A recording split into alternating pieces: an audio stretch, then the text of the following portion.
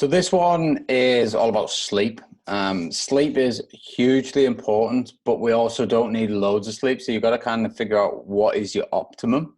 For me, it's 6.5 hours. 6 hours is too little. And, I can get 6.5 hours and I'm up and I'm ready and I can kick on. So as long as I get to bed sort of 10:30, get up at 5, that's fine for me. If I'm going to bed at 10, great. And, I get that extra half an hour, but, I don't panic if I'm not. And I definitely don't set my alarm further back if I don't. So, but you got to find out what works for you. Now, there's a big difference between going to sleep and, going to bed and going to sleep and also getting a good night's sleep. Now, there's a couple of tips. Obviously, if you're traveling a lot with work, if you are, maybe in, a busy house next to roads, things like that. And there might be a few things, like, for example, we've got a bit of a boiler when it kicks on in the morning, it makes quite a noise. And, it normally wakes me up. So what I've done recently, and this is only something that I've been testing now for about 2 months, but it's been working really well for me, is earplugs.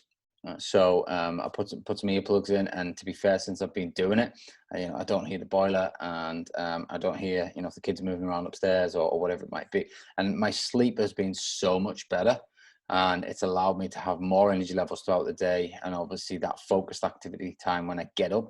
I'm getting up at 5, and I'm waking up even more refreshed than normal, and ultimately I'm going straight at it for the next a few hours, because that's my game time.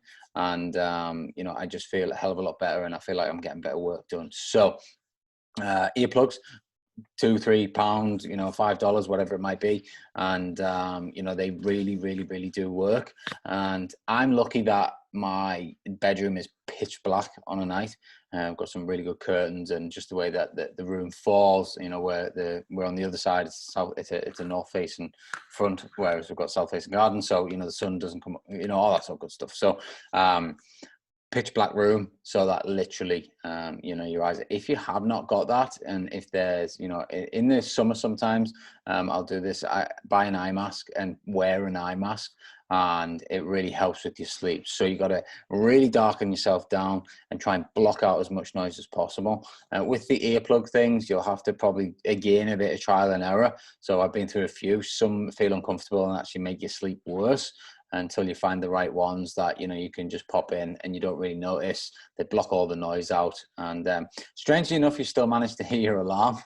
I don't know how that kind of works, but that was one of my biggest fears, was would I not hear my alarm going off.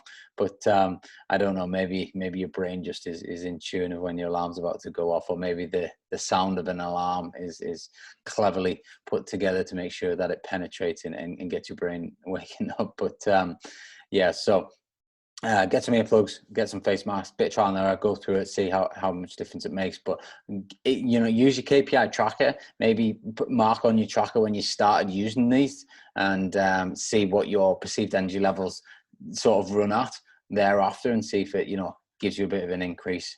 Like everything, especially marketing, when we talk about marketing in the game plan program, we're measuring everything.